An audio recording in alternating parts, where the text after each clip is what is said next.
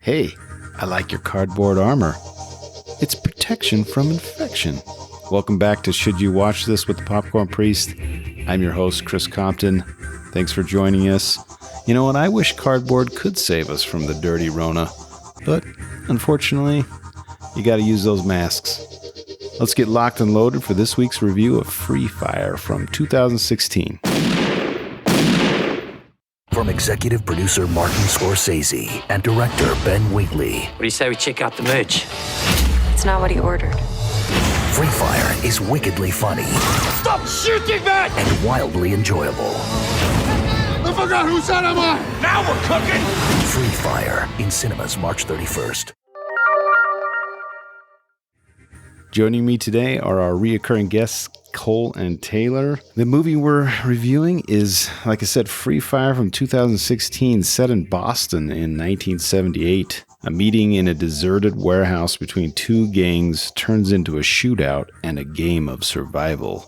Directed by Ben Wheatley, who directed a crazy weird movie that we screened a while back, and for some reason we didn't review it, and you can thank me for that because it was really bizarre. It's called High Rise. Sorry about that, Cole. That was a horrible pick.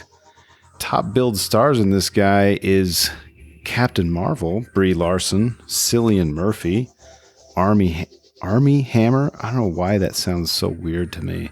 Army Hammer,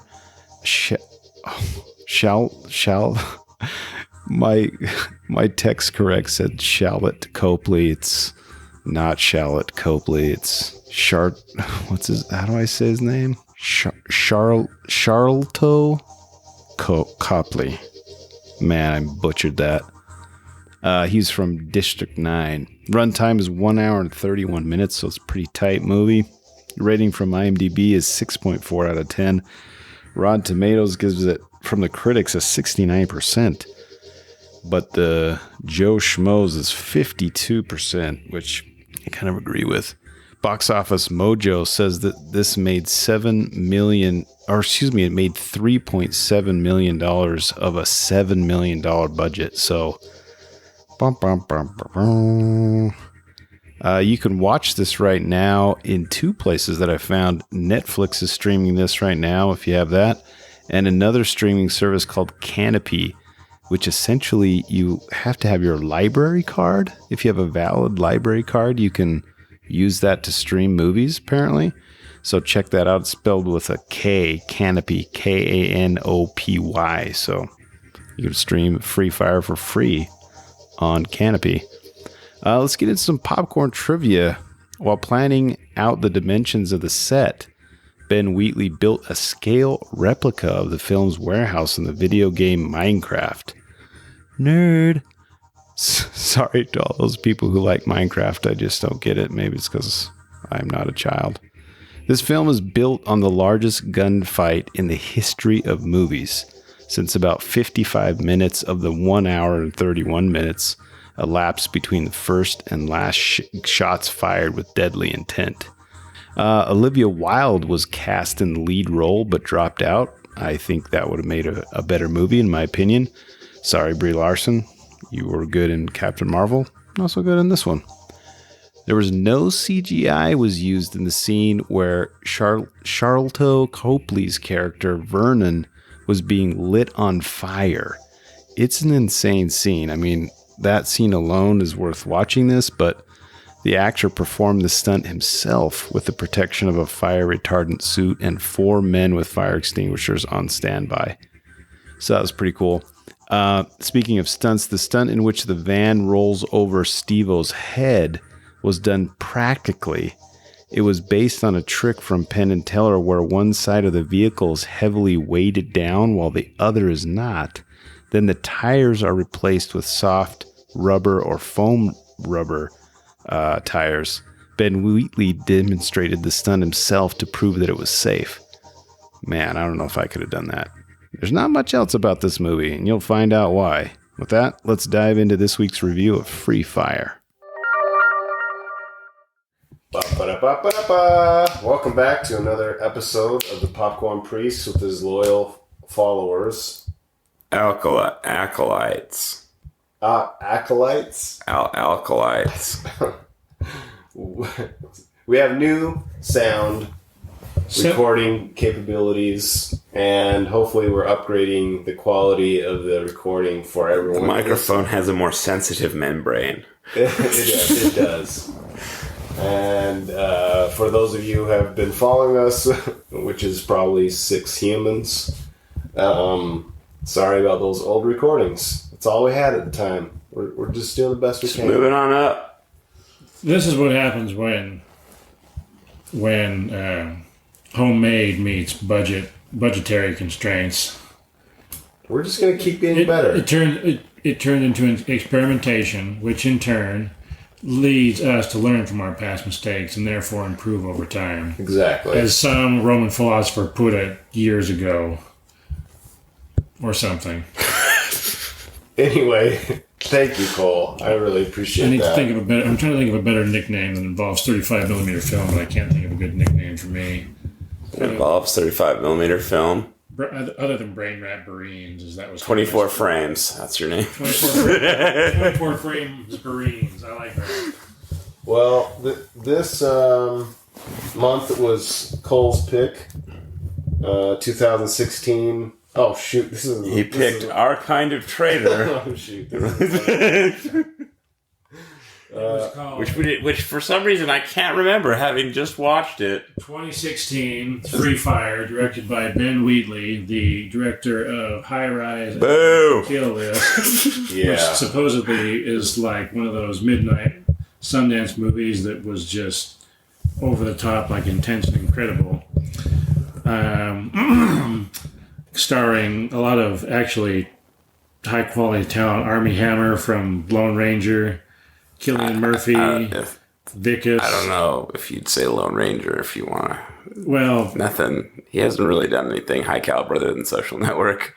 Well, Ranger was pretty. there was high. there was something. It was wasn't big good. budget, but it was like kind of good. It's like in like a weird. He did something else too. I can't remember what it is now. There was something big that was recent, but Nope. Jackson Storm, Cars 3. There we go. Didn't he do a spy movie? Yes, the Man from Uncle. Yeah, Man which from he Uncle. he was. I like that. Yeah, I didn't see it. It looked. I think you like it. It was a good show. It was just. good. I heard it was fun. style over substance. No, it was both. It was fun to watch. Yeah. Like I'm not good. a Henry Cavill fan, but he was actually enjoyable in that show, just as being a dick. It's kind of like James Bond. He looks like Archer. He really does look like he looks like Archer's dad. He really does. But rated R for violence, as once the show gets going, I think somebody gets shot in an extremity about every 30 seconds. It probably swore, but I didn't notice because I don't notice all that. You hear is gunshots. You don't really hear language that much. Even if you do, some of the accents are so thick, like Charlotte O'Copley's accent. Yeah, is- they reference it pretty Yeah. frequently. So it's 2017. That was this year even. Oh, it was February. That's right. Sorry, it came out in February. Where? I don't remember it coming out. It was like it only came out for 2 weeks. Gateway got it, but like nobody came to it. So it says- disappeared really quickly. When a black market arms deal goes outrageously wrong, That sounds. that's accurate. Yeah, that happened. Justine Brie Larson finds herself caught in the crossfire, forced to navigate a warehouse full of trigger-happy madmen, all hanging on for dear life in this hilarious action comedy. I think it's disingenuous to imply that there's a protagonist in this movie. There is. I don't think so. It's no. I think it's the black guy, the main that set up kind of the basically screwed everybody. But I'm just saying that this is implying that Brie Larson is the There's protagonist. a couple. You're not sure which one though. But there's quite a few people. I said this. There's Taylor too. said There's this. too many There's people. too many people in this deal. There's well, it's not that there's The problem with the movie No, in general no. is that there are too many people who aren't differentiated enough. I mean, it's an hour and a half of literally, it's like a modern day gunfight in a warehouse. But there is a lot of people. The main thing is that nobody's name really gets mentioned, and so you have a hard time. That's true. Trying to remember who's who. It's like there's a couple of characters that are very distinct, and which is the main actors, but it's because their names you don't either their names are muddled from the thick accents, or they don't say who's who. They just say it's who's going after the briefcase. Why don't you go after the briefcase? And so it's not that there's. I mean, it's just keeps all it is more target practice for people to shoot at. It's just that there's no names that aren't mentioned, so it's hard. You're just thinking, who's such and such, or such and such still alive, or what happened to so and so, because you don't remember the name to attach to them, so it's kind of confusing what's going on. It would have been cool if they had like name tags that said hello, my name is victim number 3. Best Buy employees. I'm just saying, like, hey, there's Blackie, or there's like, or like easy names like Joe, or Trigger, Steve, or some like nicknamey type. Especially as after the fight gets going, a lot of people are like really dirty and messed up and covered in debris. It's impossible. It's like Ocean's 11. It's like Ocean's 11. There's a lot of people, but they have distinct names for each character, so it's easier to remember who's who. I remember almost everyone in Ocean's twins. 11. I could probably count them off. And so I'm not gonna. But that's what I mean. Like they have, like easy, distinct names, so you can remember the twins. Casey Affleck and what's his name. Doing 20 questions all the time. But with this, they don't really. It's because it's like a under the table arms deal. Names aren't mentioned because they don't want to know who's whose. So then when they start shooting, you don't have a reference to kind of associate to who's shooting at who, and so that's my main complaint. But other than that, and they didn't do the Reservoir Dogs thing where they gave everyone a name, and that would have been even nice. Something like that, like blue pantsuit, or they like Mr. Pink. The only what's her name, Justine. I only ever heard her addressed as the Bird, being a girl for like half the show. Exactly. I think that was just because that guy's from South Africa. That's what I mean. But I mean, that's what I know, that she was the Bird. I think I heard her name mentioned in the movie. I don't remember. It's towards the end. It's when he's chasing her down the hallway. He yells her name. But I enjoyed it. I mean, it's just crazy. That's why I like Skyfall. It's just what's Javier Bardem going. I love Skyfall. I like Skyfall more than this. No. What I mean is that it's not some intricate, Oh yeah, like don't think about that plot because it's stupid. It's Bardem just crazy trying to kill Judi Dench in the most crazy ass ways. I love his intro where he's talking about the rats. It's so good in that movie. Yeah, but I mean that's just like this movie. They're just locked in a warehouse. Changed their nature. Everyone's just trying to get out alive. It's basically like Saw with guns, but it's like. I mean, and it's full of surprises. Like, you don't know who's going to get it. You don't know who's going to get it in what way. Who's going to come back from the dead all of a sudden. Like, it's funny. It's surprising. Like, I really enjoyed the show. It's got a short run time, so it's not like it doesn't stretch it out. There's the MacGuffin that sets everything off is kind of right at the beginning, and so then it's just everybody trying to avoid being target practice and trying to escape with money. And, then you're just kind of wondering who's the next one going to be to bite the dust. And so I feel like they needed one of those cameras that they use in the Super Bowl where it hovers over. It's a lot of tight quarters. And so it's hard to tell the positioning. Like, you can't really tell who's who. And plus, it's all crumbled, and every one corner looks the same as the other. Yeah. So unless they're dark and they cut too quickly, they need to have a couple more shots. The editing. Well, they needed more. These guys are over here. These guys are over here. It needed at least another unit or two, and then either that or brighter lighting. Like, they needed more floodlights so you can kind of tell who's where. But at the same time, it kind of keeps you in suspense because you don't know who's coming around a corner. I think it might be intentional because everybody's kind of like the long 70s hair and the suits, and so Vickus and the bird are kind of the only two recognizable as an army. Yeah. So you're not sure, like, you know, so one guy shoots another guy, and he's like, "Oh, crap, so sorry." Yeah. So then you hit the ground, and it's like, "Oh, I didn't realize it was you." Yeah. Or it's for the audience. You're like, "Oh crap, they're dead now. And I didn't realize it was this so and so." Yeah, I think it would be. It's definitely worth if you like a second viewing. If you like shooting, Well, I wouldn't watch it again, but I mean, it's not even close of a comparison. If you cut out the first half of Hateful Eight, it's basically just strangers trapped in a building trying to survive.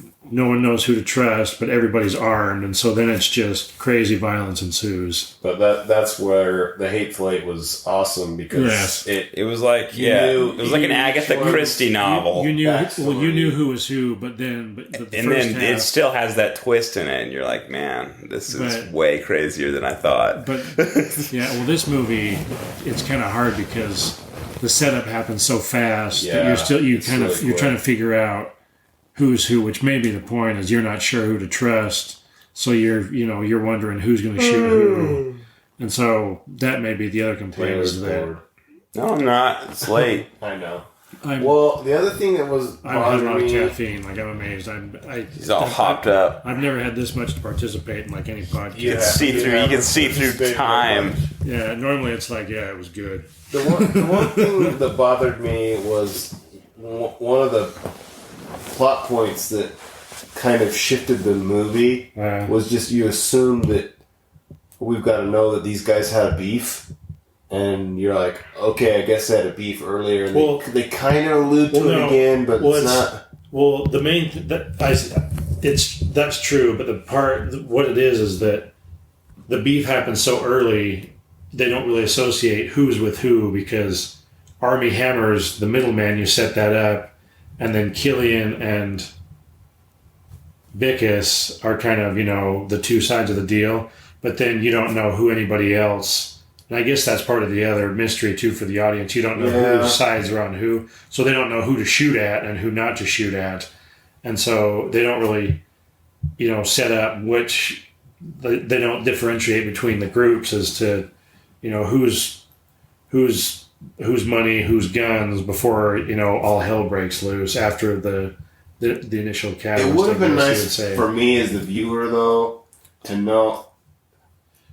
to see them surprise themselves, because they didn't recognize each other. But I already know that. But true. But that does happen. There was a few times where even a couple of scenes where shots get fired. It's like, oh crap, sorry, I didn't know. And especially the van scene, because he didn't realize when the passenger was trying to get in the van, he didn't realize who it was until it was too late. And then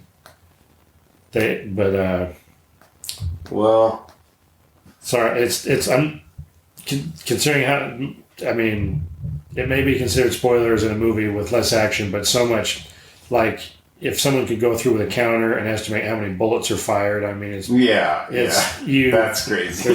There's so much like violence that ensues that it's not giving much away, because the first probably 10-15 minutes is plot, and then the rest of it's just everyone unloading their weapons, trying. They have unlimited rounds of bullets.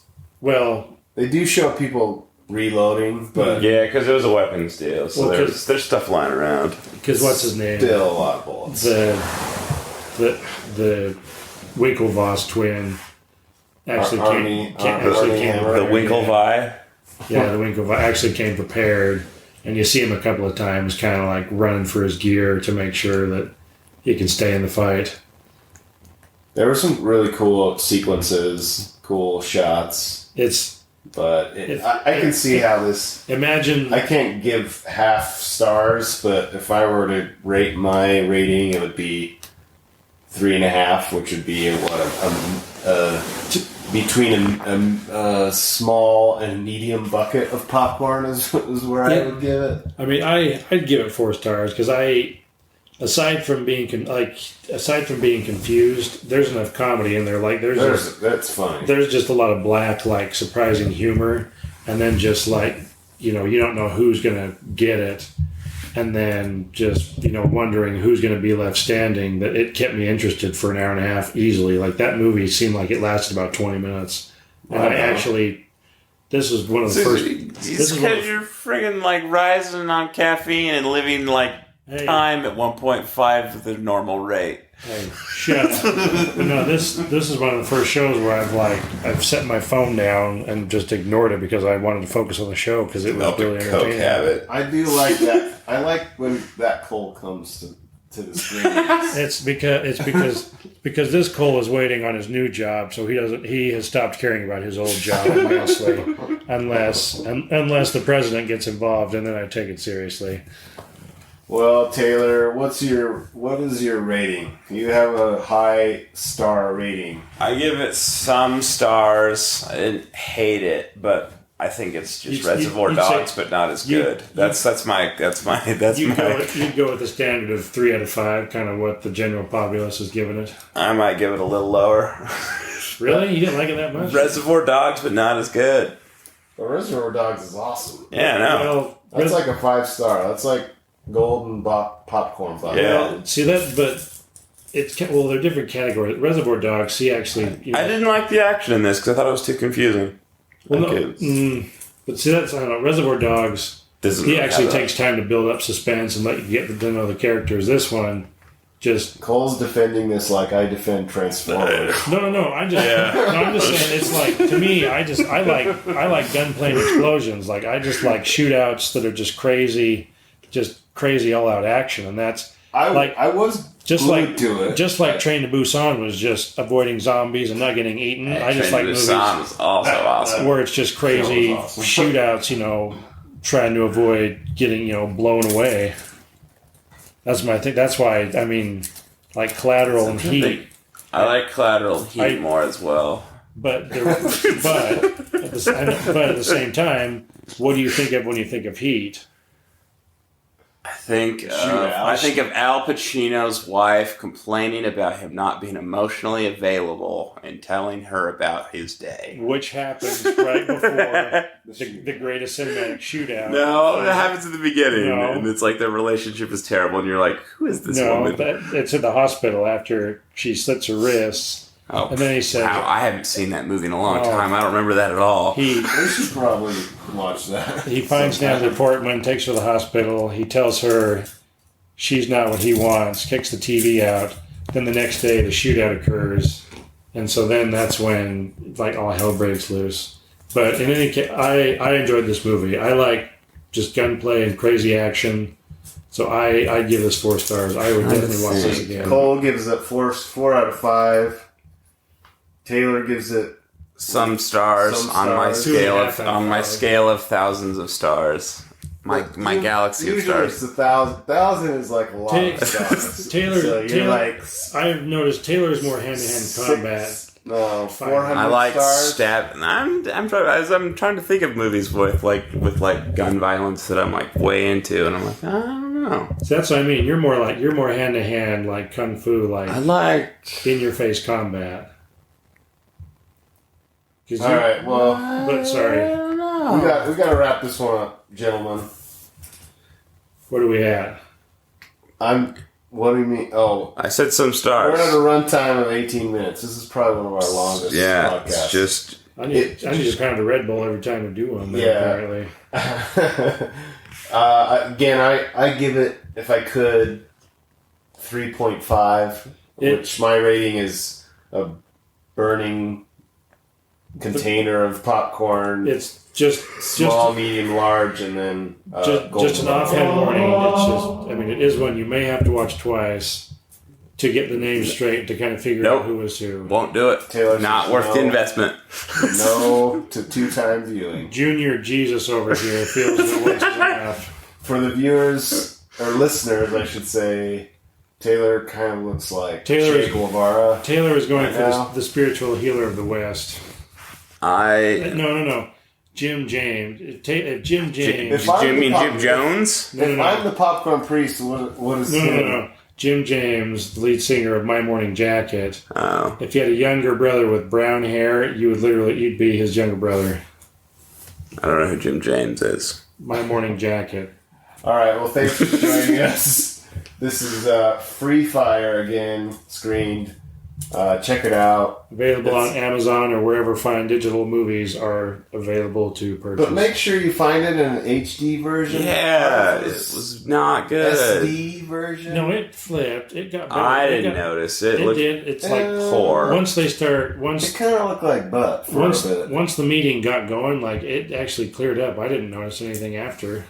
Or maybe just because the lighting. You just refuse to criticize this movie, even stuff that has nothing to do with the movie. It's like, nope, the picture was also perfect. Because with Amazon, it's where we have the black flickering. Yeah, I'm sure this has. It did flicker a few times, but not as much. I think I need to hardwire. Our listeners don't care about my problems with streaming, but you should find it as high definition as you possibly can. Just on it as a matter of principle. Just as a matter of principle. The lighting is dark, so the sharper you can have the image, the easier it'll be able to And tell it what's probably going will on. help with the faces. Yeah, that's true. Well, being able to tell who the heck is that mustache guy. The face, it's the long hair and the glasses. That's what the majority of them. The hair, it's the hairstyle. And as soon as everyone starts getting bloody and dirty, you're just kind of like you only recognize Brie because of her blue pants. No, the black guy.